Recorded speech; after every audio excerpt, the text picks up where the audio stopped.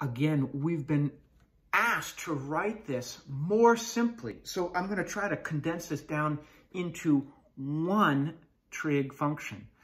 So as I play around with this, I see I've got sine and cosine and cotangent.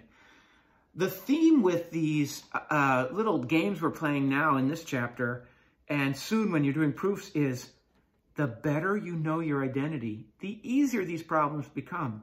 I immediately key in on cotangent as sort of a link between sine and cosine. As an aside, I know that cotangent of t is equal to cosine of t over sine of t. I'm not taking this equal sign lightly. That means that every time I see cotangent t, I can write the equivalent expression. So the angle is t. I remain loyal to that. I don't change that angle. Plus whatever cotangent is equal to times cosine of that angle t. And cotangent t is cosine of t over sine of t to give us sine of t plus cosine squared of t over sine of t. Now there's several different ways we can go here if we're going to combine this into one trig expression. I know that this is sine of t over 1.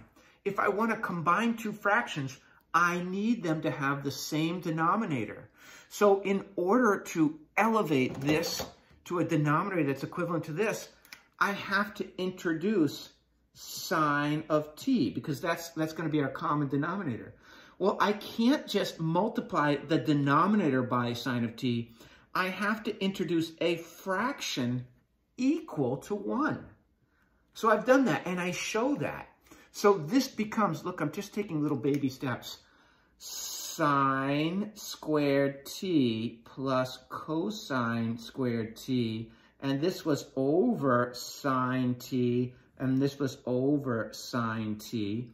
If I combine them, I'll have sine squared t plus cosine squared t over sine t, and that is equal to, well, you have to recognize that, here's an aside, this is not, what I'm hoping is that you recognize that sine squared t plus cosine squared t is equal to 1. It's a Pythagorean identity.